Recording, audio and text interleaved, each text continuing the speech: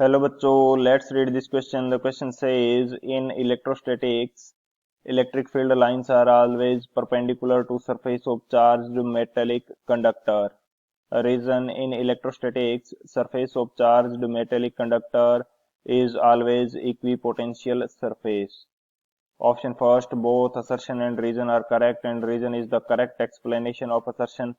Option second, both assertion and reason are correct but reason is not the correct explanation of assertion. Option third, assertion is correct but reason is incorrect.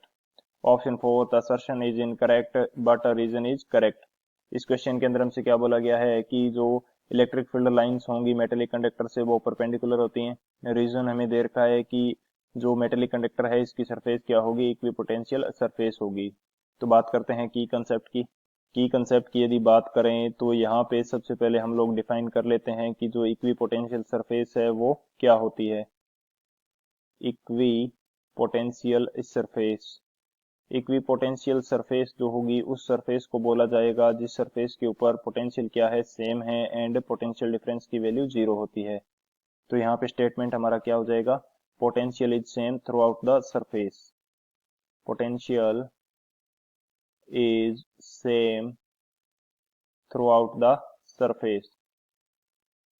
Potential is same throughout the surface. There is no potential difference, यानी कि delta we क्या होगा, zero होगा. सो ये हमारे पास रहता है की कंसेप्ट. अब बात करते हैं सॉल्यूशन की. सॉल्यूशन की यदि बात की जाए तो हमें पता है कि इक्विपोटेंशियल सरफेस के लिए जो डेल्टा वी की वैल्यू है ये जीरो होती है.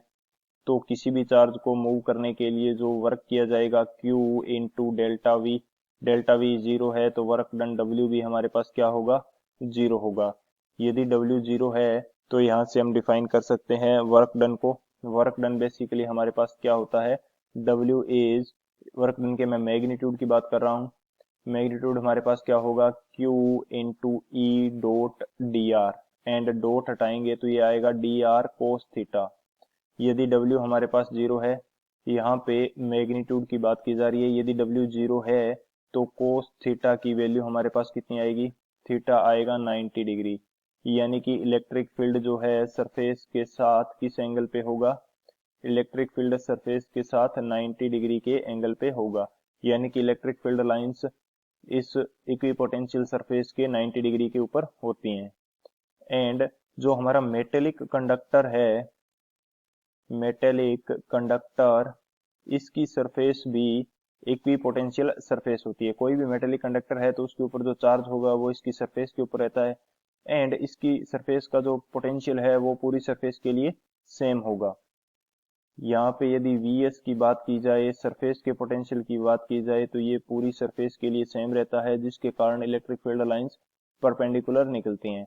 सो असर्शन हमारा करेक्ट है, रीजन हमारा करेक्ट है, क्योंकि रीजन के अंदर क्या बोला गया है कि जो मेटेलिक सरफेस है वो इक्विपोटेंशियल सरफेस की तरह बिहेव करती है.